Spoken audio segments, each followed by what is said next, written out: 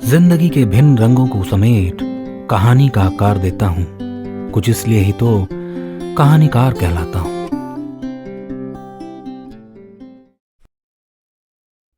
मित्रों, हमारी कहानियां सुनने के लिए हमारा चैनल सब्सक्राइब करना और बेल आइकन दबाना ना भूलें।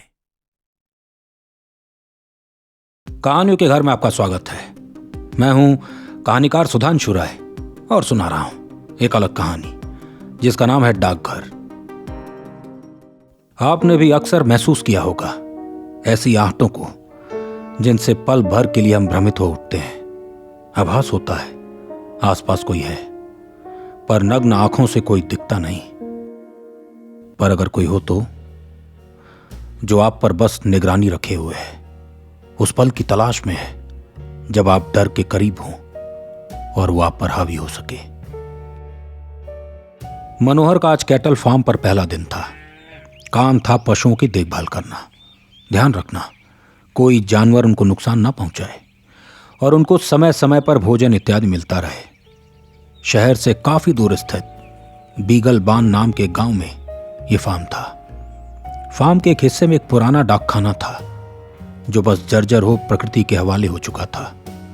हालांकि डाकखाने की मरम्मत हुई जरूर थी। डाकघर की वजह से लोग फार्म को ओल्ड पोस्ट के नाम से भी जानते थे। आसपास कुछ ना होने के कारण मनोहर को अब खुद से ही दोस्ती करनी थी। उसने पूरे फार्म का चक्कर लगाया। लगभग 20 एकड़ में फैले इस कैटल फार्म को नुकीली तारों से घेरा गया था। फार्म के अंदर 2 कुत्ते भी रखे गए थे जिनका काम था जैसे ही कुछ गड़बड़ हो भौंकना शुरू कर दें। मनोहर को पीछे एक तालाब के किनारे एक कमरा दिया गया था जिसकी खिड़कियां सीधे तालाब की ओर खुलती थीं। साधारण जीवन जीने वाले मनोहर को क्या चाहिए था? खाने और रहने के साथ साथ हर महीने 20,000 रुपए मिलने थे। हां, पर घर वालों से दूर रहने की उदासी तो थी ही, पर वो जानता था नौकरी कितनी जरूरी थी उसके लिए। खेती में बचा क्या था? हर साल वो नुकसान ही तो झेल रहा था। यहां कम से कम हर महीने पगार मिलने की गारंटी तो है। कमरे के अंदर आ उसने अपना सामान रख दिया। खिड़की के पास एक कुर्सी पड़ी थी, दूसरी तरफ एक पुरानी चारपाई जिस पर मुड़ा हुआ एक पुराना गद्दा सिरहाने रखा था। बाहर से एक तार अंदर को आ रही थी जिसे एक बल्ब दरवाजे के किनारे लटका था। चारपाई के पास ही छोटा गैस सिलेंडर और चूल्हा रखा था। सामान रख उसने गहरी सांस भरी। कोई बात नहीं, कुछ समय की बात है। थोड़ा कर्जा उतर जाएगा, फिर लौट लेंगे। फिर यहां भी कुछ सीखने को ही मिलेगा। मनोहर अपने आप को ही दिलासा दे रहा था। वो बाहर आ दीवार के सहारे बैठ गया और चारों तरफ फैली खूबसूरती का मजा लेने लगा। ठंडी हवा और धूप उसके चेहरे को सहलाने लगी। ठंड थी, लेकिन दिन की धूप वातावरण को आरामदेह बना रही थी। सामने कई गाय और भैंसें पगुरी करने में व्यस्त थी। मनोहर की आंख लग गई। सूरज जब अलविदा कहने को हुआ और ठंड ने मनोहर के पांव को टटोलना शुरू किया तो उसकी आंख खुली। कुछ ही पल में अंधेरा होने वाला था। तुरंत उठ उसने अंदर अपने बैग से स्वेटर निकाल लिया। अब उसे आभास हो रहा था कि ठंड यहां कुछ ज्यादा ही है। फिर जाकर उसने वो शीट पढ़ी। शाम 6 बजे गाय भैंसों के लिए चारा डाल सबको टिन वाले एरिया में बंद करके छोड़ना है। फिर रात 9 बजे आखिरी चक्कर लगाना है।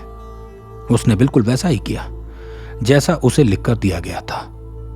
जब वो काम खत्म कर अपने कमरे पर लौटा तो पाया बल्ब जल ही नहीं रहा है। उसने अपना टॉर्च ले आसपास देखा। बाहर निकल उसने तार को बारीकी से जांचा तो पाया वो टूटा हुआ है। ना तो उसके पास औजार थे कि वो तार को जोड़ सके, ना ही कोई आसपास था जिससे वो मदद ले सके।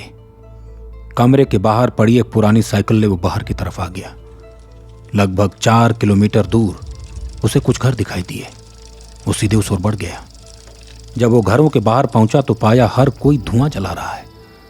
धुआं आंखों में इतनी तेज लग रहा था कि आंखें खुली रखनी भी मुश्किल थी। हैरानी की बात थी, हर कोई वो धुआं घर के अंदर भी कर रहा था। कुछ ही देर में हर कोई घर के बाहर आ गया। मानो अब वो इंतजार करेंगे कि धुआं खुद से ही कम हो तो अंदर जाएं।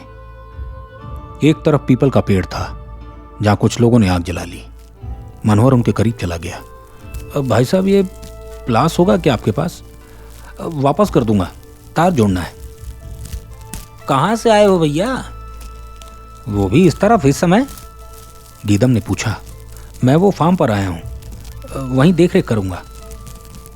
फार्म? ये कहाँ है? गीदम को समझ नहीं आया। अरे यहां से थोड़ी दूर पर ही तो फार्म है, जहां गाय भैंसे हैं, मनोहर ने विस्तार से बताया। कौन? वो ओल्ड पोस्ट। भीमा को समझ आ गया। Old post? मनोहर समझ नहीं पाया। अरे वहां पहले पोस्ट ऑफिस था ना, बहुत साल पहले, तो अब ओल्ड पोस्ट के नाम से जाना जाता है। भैया डाकघर ठीक नहीं है, मनहूस है, मत रहिए वहां। बहुत बुरे किस्से हैं उसके।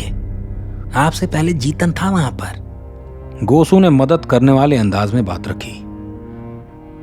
लोगों ने डाकघर की वो बातें बताई जिन पर यकीन करना मुश्किल था, पर मनोहर सामान ले वापस आ गया और तार जोड़ खाना बनाने में लग गया। बाहर ठंड अब प्रचंड रूप ले चुकी थी। देर रात उसने वो गद्दा खोला। गद्दे को झाड़ते वक्त उसे एक चिट्ठी मिली। जीतन की चिट्ठी थी। लिखा था, जो मेरे बाद यहां आएगा उसके लिए। कंबल ओढ़ मनोहर ने चिट्ठी पढ़नी शुरू की। मैं जानता हूं आप मेरी बात पर यकीन नहीं करेंगे, पर यहां कुछ अजीब है। कोई आता है ठंड की रातों में रेंगता, कभी छत पर चढ़कर झांकेगा तो कभी सामने की खिड़की से। अजीब आवाजें भी आएंगी, पर चाहे जो हो जाए अंधेरा मत होने देना, और हो सके तो इस जगह से जितनी दूर हो चले जाओ।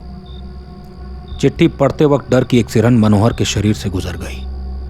वो अपनी आंखों को घुमा, कभी खिड़की की ओर देखता, कभी छत की ओर। अभी बात सच है कि झूठ? अगर होता तो कोई मुझे यहां क्यों बुलाता? कहीं मेरी नौकरी खाने की कोई कोशिश तो नहीं कर रहा? मनोहर सोचते समझते सो गया। अचानक बीच रात एक आवाज ने उसकी आंखें खोल दी। बल्ब फिर से बंद हो चुका था। उसने टॉर्च जला ली। दरवाजा खोल उसने बाहर क्यों झांका। सिर्फ सन्नाटा था। दूर दूर तक मैदान ही मैदान। सामने जहां पशुओं को बांधा जाता था, वहां का दरवाजा हवा में झूल रहा था। कंबल ओढ़ वो भागता, उसोर गया और दरवाजे की कुंडी लगा दी। वो वापस अपने कमरे की ओर लौटता। डाकघर से एक अजीब सी आवाज आई, जैसे कोई मदद की गुहार लगा रहा हो। कोई बूढ़ा व्यक्ति था शायद, पर इतनी रात? मनोहर को लगा शायद हवा उसके कानों में भ्रम पैदा कर रही है, पर जैसे जैसे वो कमरे के करीब जाता गया, वो आवाज बढ़ती गई। उसने टॉर्च डाकघर की ओर किया। भयंकर अंधकार में डूबा वो घर उसको टटोलने लगा। आस पास और कोई था भी तो नहीं, फिर लाइट भी तो नहीं थी। ठीक उसी समय गाय और भैंसों की आवाज आने लगी। जहां एक और डाकघर से आवाज आ रही थी, वहीं सामने टिन शेड से जानवरों की आवाज उसे असमंजस में डाल गई। उसने निर्णय लिया कि वो पहले शेड के अंदर जाएगा। उसने वापस दरवाजा खोला। अंदर एक बड़ी जगह थी जहां गाय और भैंसें बंधी थी। एक एक कर वो आगे बढ़ता गया और टॉर्च की मदद से ध्यान से देखता गया। सांसें तेज थी। हिम्मत से काम ले रहा था मनोहर। लगभग आधा हिस्सा देख लेने के बाद वो एकदम रुक गया। उसे लगा किसी भैंस के पेट पर कुछ था। कोई भयानक चीज उसके पेट से चिपकी हुई थी। उसकी आंखें बेहद डरावनी थीं। मनोहर का गला सूख सा गया। उसने टॉर्च वापस उसोर किया। जो दिखा उसने मनोहर को हक्का बक्का कर दिया। अब वहां पर कोई था ही नहीं, लेकिन उस भैंस के पेट पर गहरे निशान थे। खून पानी की तरह नीचे टपक रहा था। उसकी समझ में नहीं आया वो करे तो क्या करे, और वो चीज जो उस भैंस के पेट से लिपटी थी वो कहां गई। भागकर उसने हर ओर देखा। एहतियातन उसने सामने पड़ा डंडा उठा लिया, पर आसपास कुछ नजर ना आया। लेकिन वो आवाज वो मदद की आवाज अब तेज हो चली थी। मनोहर एक अजीब जगह पर अजीब आवाजों के बीच फंस चुका था। क्या है डाकघर का रहस्य, सुनाऊंगा आगे की कहानी डाकघर भाग 2 में। मित्रों, यदि ये कहानी आपको पसंद आई तो हमारे चैनल को सब्सक्राइब करना और बेल आइकन दबाना ना भूलें। आप हमें फेसबुक पर सुधांशु राय ऑफिशियल और इंस्टाग्राम पर कहानीकार सुधांशु राय के नाम से खोज सकते हैं।